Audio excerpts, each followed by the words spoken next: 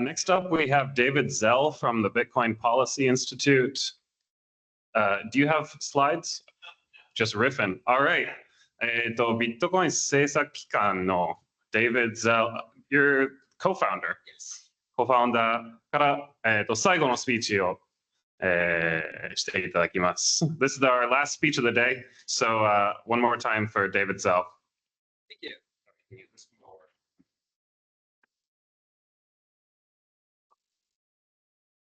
Hello. Thank you so much for inviting me all the way around the world to come and talk to you guys about Bitcoin and the work of the Bitcoin Policy Institute. So for context, BPI is an organization that I co-founded nearly half a decade ago with the goal of making the case to American lawmakers that Bitcoin was good for the world and good for the United States in particular. Our motivation for founding this organization was fairly simple. At the time in 2021, FTX, Sam Bankman-Fried, and crypto were sort of running the show in Washington, and the average policymaker could not explain the difference between a stablecoin, Dogecoin, or Bitcoin. And we thought that that was a huge problem, that if policymakers did not understand Bitcoin in particular, what sets it apart from crypto, why it's fundamentally distinct, why it's neutral, there's no insiders. If people didn't really get Bitcoin, there's no way they would ever regulate it well. When we started BPI, most people told us that this was a fool's errand, a waste of time, that the nation state, that policymakers would never understand it, that it was inherently against them, that there was no use in trying. I'm glad that I ignored those people, because just a few years later, we have the President of the United States saying that it is the policy of the United States to be the Bitcoin capital of the world. We have a strategic Bitcoin reserve that was introduced into law in March of this year. And so I guess I just wanted to speak a little bit about the origin of BPI, sort of how we did what we did, going from being a blog about Bitcoin to being invited to the White House and ultimately helping, write the strategic Bitcoin reserve and get this, sort of passed via executive order. I just wanted to share a little bit about that story, because I've heard through the grapevine from Bitcoiners in Japan that there are maybe similar needs here, that Bitcoin is facing. For example, I heard multiple people today tell me that Bitcoin is taxed much higher than stocks or other assets, which seems extremely unfair.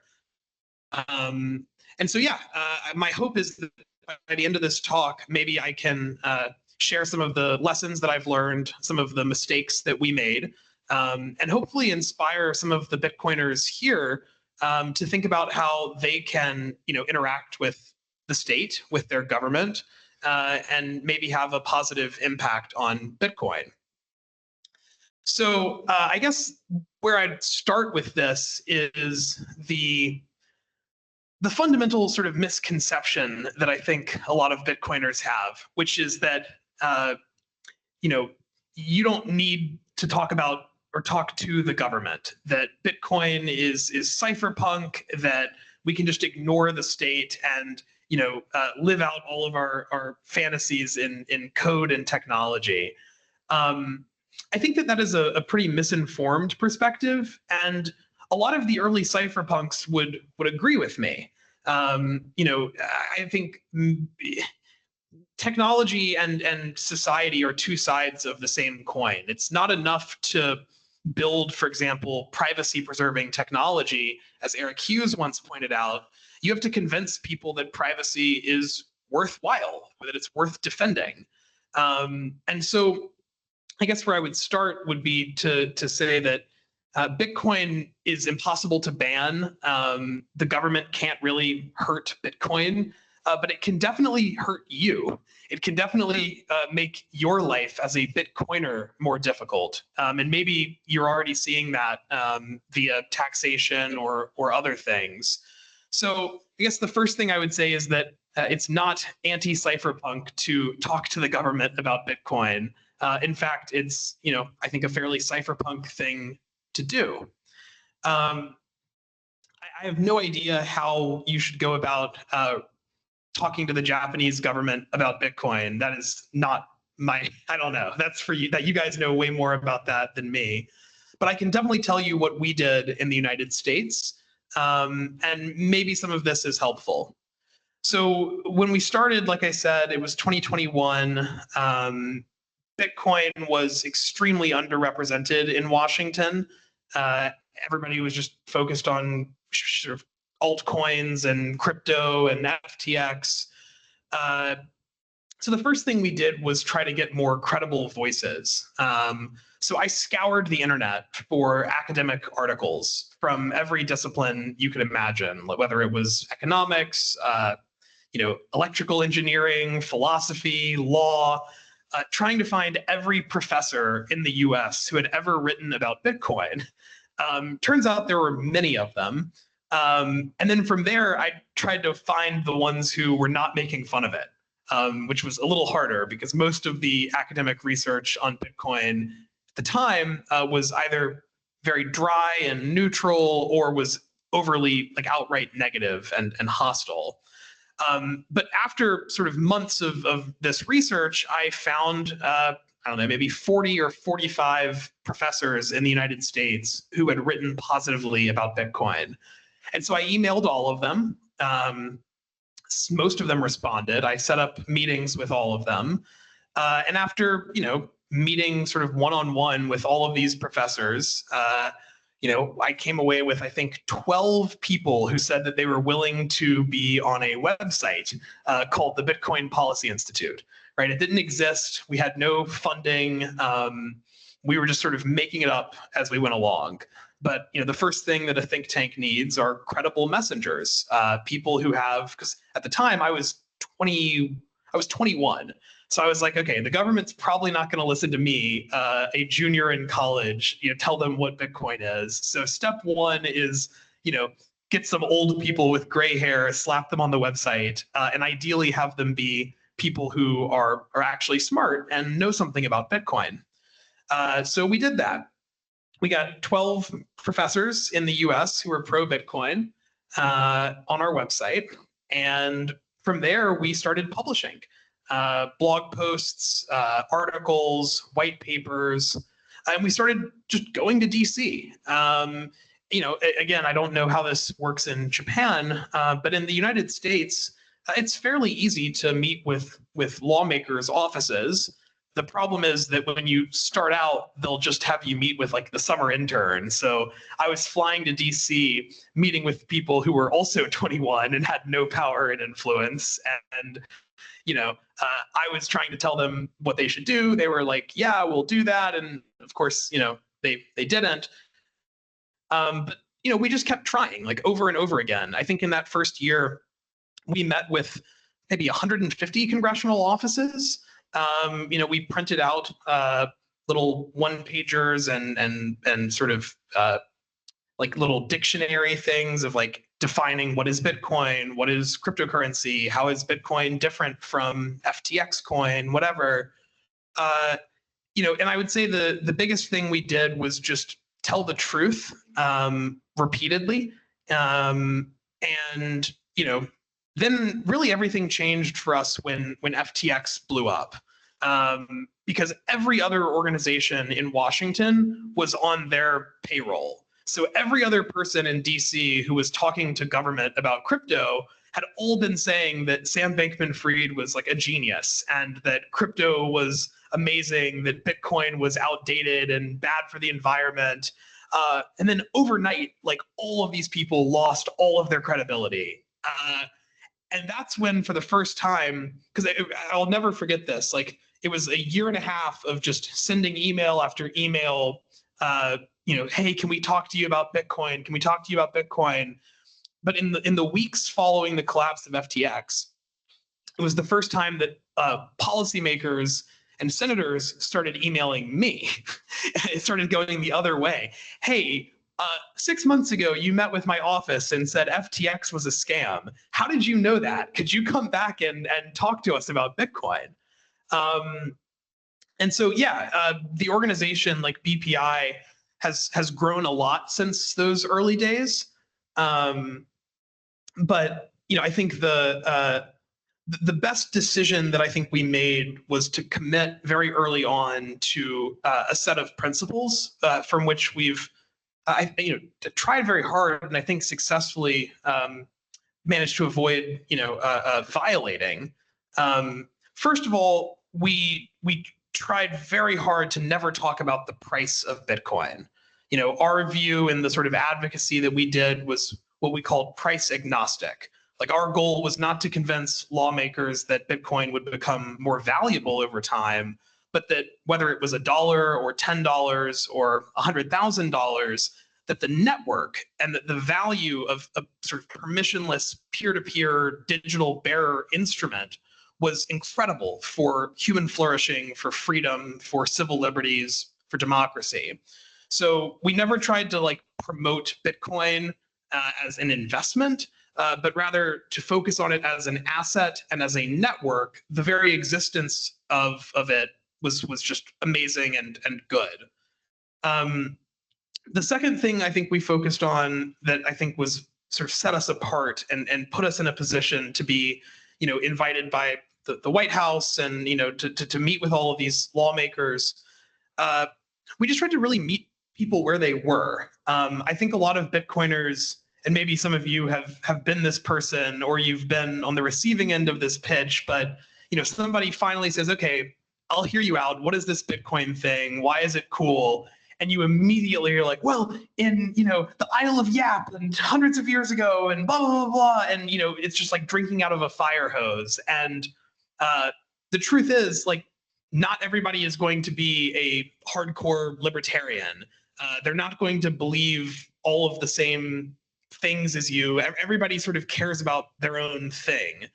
And the cool piece about Bitcoin is I really think there's something there for everybody. At least my experience in Washington, if somebody says, that their biggest concern is the environment, then there's a way that I can talk to them about the environment and its relationship to Bitcoin. If someone says that their biggest problem or their biggest thing is their constituents who are from other countries getting scammed by Western Union, that I can talk to them about Bitcoin and remittances and payments.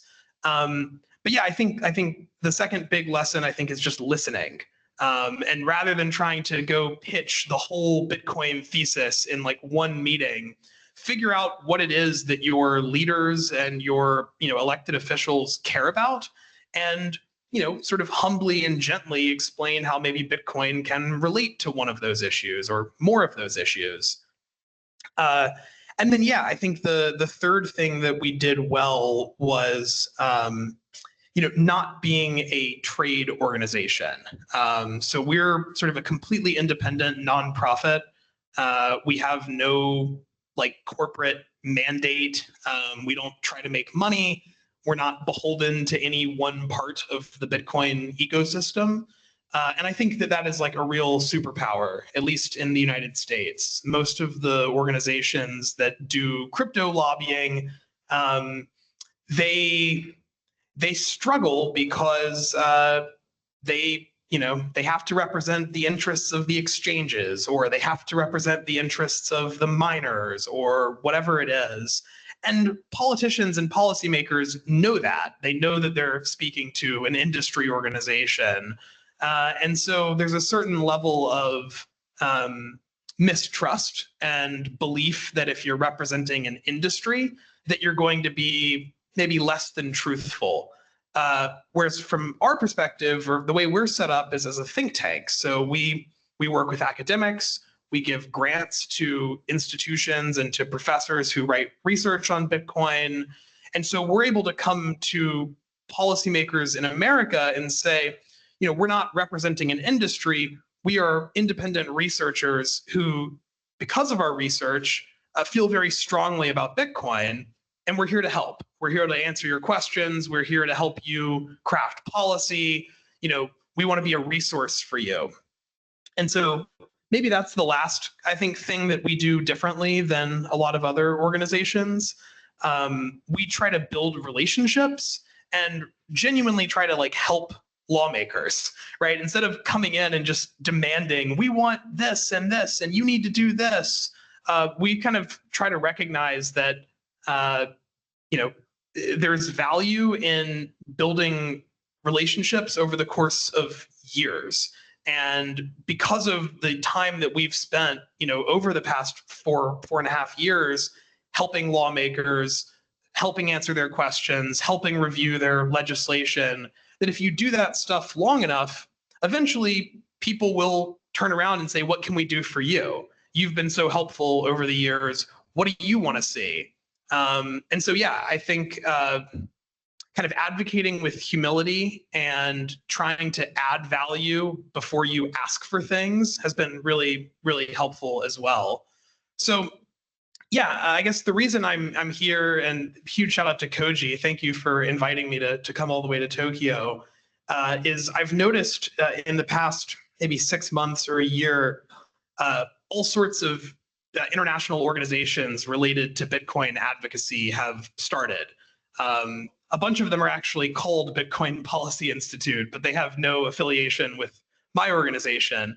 But I've seen like a BPI India, a BPI Norway, a BPI Africa. So I'm starting to see now Bitcoiners all over the world realizing the same thing that I realized a couple of years ago, that there is probably value in trying to speak to the state to help them understand Bitcoin, to try to gain some influence in the laws and regulations that apply to Bitcoin. And so I just wanted to kind of introduce myself and say, we are here if the Bitcoin scene in Japan ever decides to start a similar organization. We've made tons of errors and mistakes. We've learned like many lessons. And so if anyone here is, starting, or if there is a Bitcoin advocacy organization in Japan that I don't know about, I'd love to hear about it. My colleague Ohinya is with me as well. So she's helping us with our sort of international work. We are in no way interested in telling Japan what to do or Japanese Bitcoiners what to do, but humbly, I think we've had a really awesome track record doing this stuff in the United States. And yeah, if there's ever a way that our research, our academics, or just the lessons that we've learned could be helpful to the Japanese Bitcoin community, do get in touch with me and let me know. We'd love to help. Thank you.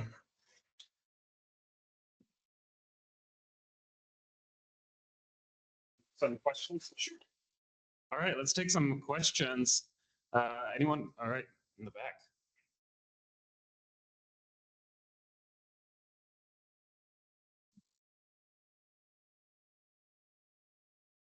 日本語で質問します。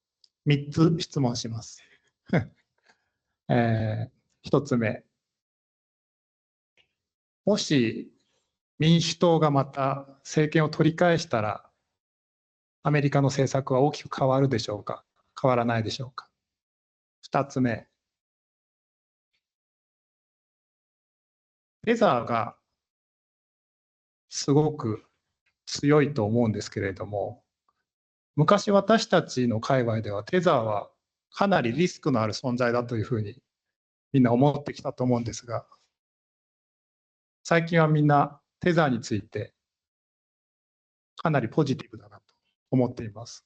テザー、サークルの USDC 含めてステーブルコインというものに関して非常にアメリカは今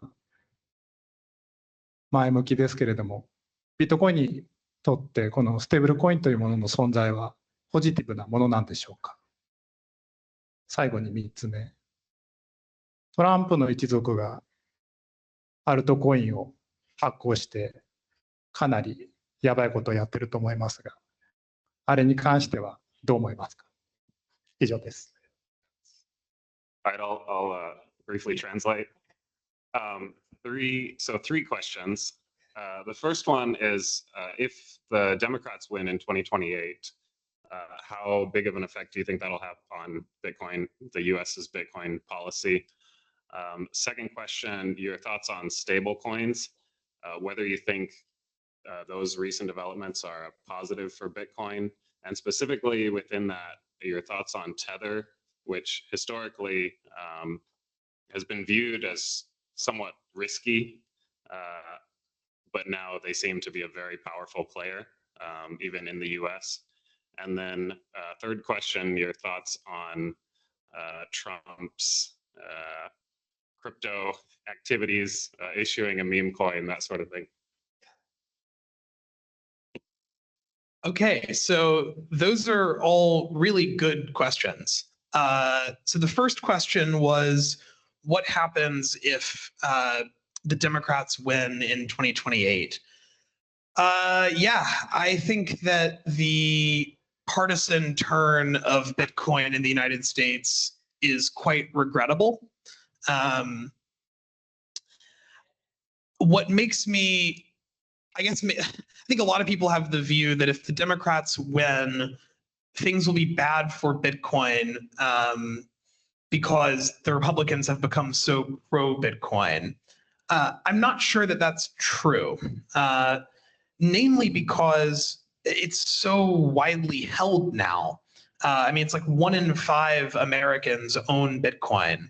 And I remember I was telling him earlier today, I'll never forget a meeting that I had with a Democratic lawmaker who retweeted Elizabeth Warren's, anti-crypto army thing. And he started getting all of these calls from his Democratic constituents saying, why are you anti-crypto? Why are you anti-Bitcoin? And so if you look at the data, at least in the United States, not only is it about 1 in 5 Americans who own Bitcoin, but the people who own Bitcoin in America are more likely to be brown or black. They're more likely to be lower income. So they're more likely to be the voter base of the Democratic Party. And I think there's a big sort of asymmetry where the people who are pro-crypto are very pro-crypto. So if you try to become anti-Bitcoin, no one is going to vote for you because you're anti-Bitcoin. No one's going to donate money to you because you're anti-Bitcoin. But people will certainly vote against you. They'll certainly vote with their wallets. They'll certainly donate against you. So my guess is that if the Democrats win in 2028, we will see probably crackdowns on stuff related to your third question. Like, I think that people that were involved with some of the Trump family, trying to make money, like, I think there will be crackdowns on some of the grifting and the scamming and the sort of self-dealing. I doubt that there will be substantive, attacks from the state on Bitcoin broadly. I think they'll go after specific actors and they'll go after the Trump family. They'll go after, that stuff. But I think by 2028, if current trends continue, it'll just be politically impossible to be anti-Bitcoin. Your second question was, what do I think about stable coins, whether they're good for whether they're good for Bitcoin, and about Tether specifically. Yeah, look, I think stablecoins are net good for Bitcoin, principally because it's much easier to go from a stablecoin to Bitcoin than it is to go from a fiat currency to Bitcoin. So if you're in stablecoins, you're just kind of one hop away from Bitcoin. I think that stablecoins don't solve all the same problems that Bitcoin does.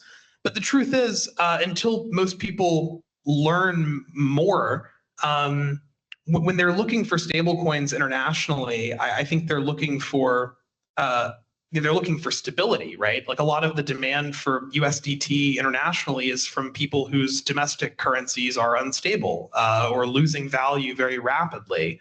And so for them, the dollar is the gold standard of stability. So naturally, they want dollars. So I don't think stablecoins are competitive with Bitcoin. I think there's kind of a flywheel where I think the more that stablecoins get adopted, the more that Bitcoin will get adopted as well. I know some people disagree with that. That might be a somewhat controversial opinion. But yeah, I don't think stablecoins detract from the demand for Bitcoin. I think they're a sort of a key way that people get onboarded to Bitcoin. I think from the perspective of the US government, stablecoins are extremely good because almost all of them are denominated in dollars and they're backed by the US Treasury security. So, the whole United States economic game is selling our debt to people. And there's massive demand for dollars that until stablecoins was not being met by banks, by financial technology companies, by the market. So I think the rise of stablecoins is just, from the US's perspective, an incredibly welcome thing because it means that more people are buying treasury securities. On the Tether question, I'm no expert in Tether. I certainly couldn't tell you whether it is more or less trustworthy than another stablecoin. All of my wealth is in Bitcoin, except for whatever dollars I need to travel and book my hotel and stuff. So I don't really use stablecoins much, but I will say that Tether has become an extremely powerful entity in the United States just because of the amount of treasuries that they hold, right? If you consider Tether like a country or a central bank, they're like the fifth or fourth, or I can't remember the exact number, but they're in the top 10 holders of US treasuries in the world. I think they're maybe 5 or 6. And so that gives them a sort of an extreme position of leverage and bargaining power with the US government. So it's interesting, right? The state has a lot of influence over Tether, but as Tether has grown, they've amassed a lot of political capital and influence themselves. And then the third question was, what do I think about the Trump stuff? Yeah, I would say that it has definitely been a challenge, trying to talk to lawmakers about Bitcoin, and then their, staff are emailing me, you told me that Bitcoin was about freedom, and, what is this Trump coin thing? Is this just the same as Bitcoin? So yeah, I think that it's been a challenge in many ways. The Bitcoin presidency has certainly not been all good.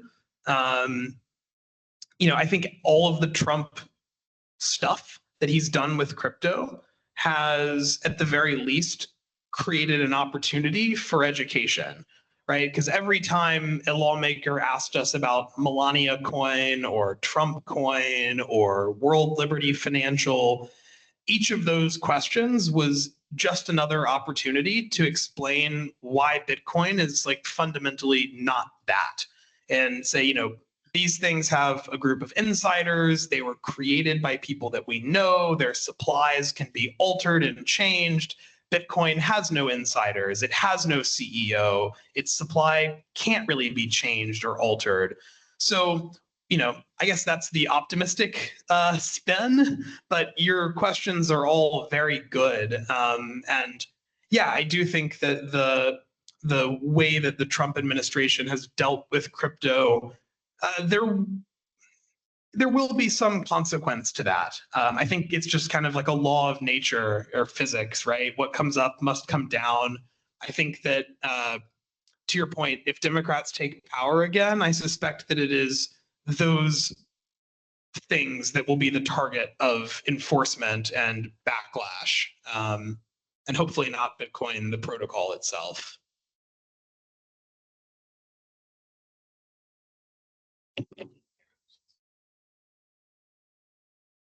Any other questions?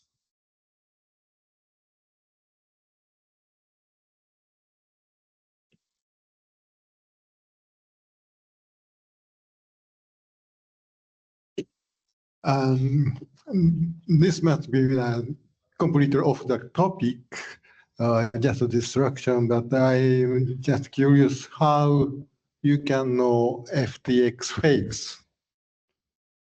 Yes. We didn't exactly predict that FTX would fail. What we said was that the tokens that they were selling were scams, that like the cryptocurrencies, generally speaking, were worthless. And we made that argument just based on empirical data that 99.9% of cryptos ever made, like lost all of their value basically. So it was really just kind of extrapolating one step that the company that sells, worthless widgets is probably not the future of finance, and there will be some sort of reckoning here. But we did not predict that there would be this massive fraudulent explosion, just that their CEO was saying false things about Bitcoin, right? Sam repeatedly said that Bitcoin was terrible for the environment, that it was outdated, that it was going to go away, that it would be replaced by some new coin. So we basically just said, hey, these people are selling fake Ponzi coins and they're lying about Bitcoin. This is suspicious. That's a good question. Yeah. Any others?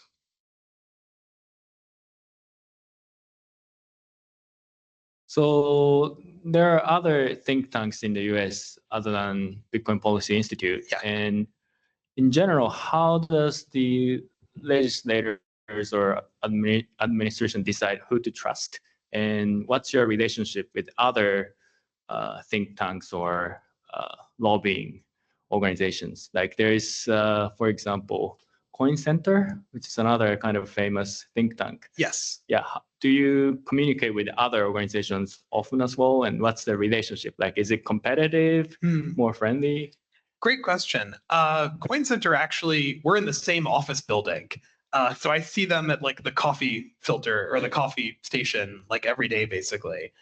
As far as how, I guess, the landscape, there are probably 6 or 7 different crypto advocacy organizations in Washington. The main way that we're different is that we are Bitcoin focused.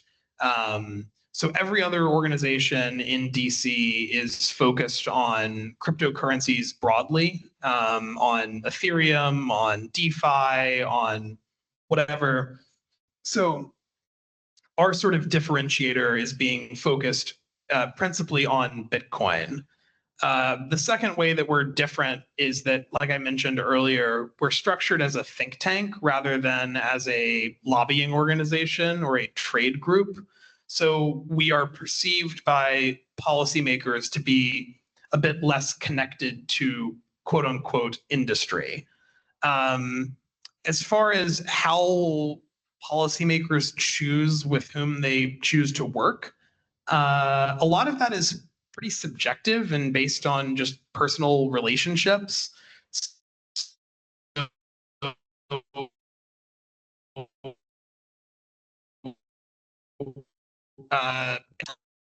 You see to someone else, you are helpful to someone, they recommend you to someone else. A lot of it is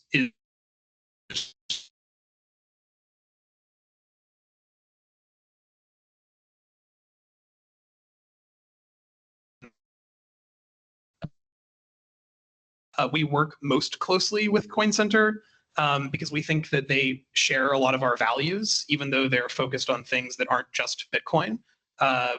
The work that they do, for example, funding like litigation and like lawsuits in the federal court system in the United States, all very consequential and important to Bitcoin and just the right of people to transact peer-to-peer.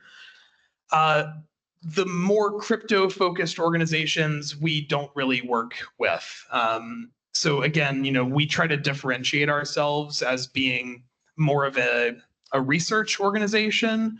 And so it's not great for our brand to be kind of locking arms with lobbying organizations. So we kind of keep to ourselves mostly in terms of the other groups in DC.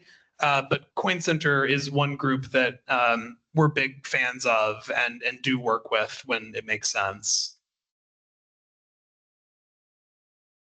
Yeah, thank you. I think it's interesting that from outside looking in from the Japanese perspective, looking at how the U.S. government is working on crypto and Bitcoin and crypto in general, I think it seems to us that a lot of decision is kind of based on logic and data as well. Whereas in Japan, you mentioned the relation, it's kind of based on relationships sometimes as well. But in Japan, it's more so, and a lot of decision making for crypto policies in Japan don't seem to be based on any data or logic. It's just more, who knows who likes who, and who says what, and like a lot of stuff is not really logical. So, but you mentioned it's kind of similar in the US as well. Oh, So yeah. I think it's interesting. yeah, I think that's true everywhere, Koji. I mean, I think in many ways, I would like to think that our research has that effect, that people don't know what their opinion is, and then they read a BPI paper, and then they think, wow, what a compelling, well-researched, logically rigorous case. I now know what my perspective is. Unfortunately, I think, at least in the United States, a lot of policy research and logic and data are used to justify opinions that they've already decided that they're going to have because of the relationship or because of the donations. And they just need some reason to say that they support something besides, oh yeah, this guy gave me a bunch of money, or this person is my friend. So it may look like that on the outside, but I really wish that lawmakers in America were making their decisions based on data and logic, because if that were the case, then they would all be Bitcoiners. But yeah, no, it's certainly not a bastion of reason in the US. Good to know. Any other questions? Thank you for your presentation. My question is more related towards the business side of your company. What is the source of your income for your company? Yeah, so donations. Oh, okay. Thank you. Yeah, we're not really a business. So people give us money, and we do things with that money. And then if they stop giving us money, we stop doing things. But yeah, we don't charge for services, and Bitcoiners have basically just donated. I don't know if it's the same in Japan, but in the United States, you can get a tax advantage for donating to certain nonprofits. So we have the designation that lets donors get a benefit on their taxes. So I think that's one reason that people give, is they have to pay taxes. They want to give to charity to make their taxes lower. And so they want to give to a Bitcoin charity, ideally. But yeah, we're not really a company. We're a not-for-profit. Yeah. Is there any influence from the donors or any pressure? Maybe no. No. It's actually sort of illegal for them to have influence over what we do. If they did, we would have to have a different designation. So if like for example, if a donor sent an email saying, "We've given you this money, now please do this," I like literally couldn't do that thing. Like that would make it impossible for me to do without because we're subject to audits, right? When you're a nonprofit in the US that's eligible for tax treatment like this, there's a lot of scrutiny and eyes on what you do. So every year, your activities are audited, your financial statements are audited, your communications can be audited. So no, I think that our donors give to BPI because of the views that we have. It's not that our views come from our donors. Like we believe what we believe, and then people decide to give to support that. Okay. Thanks.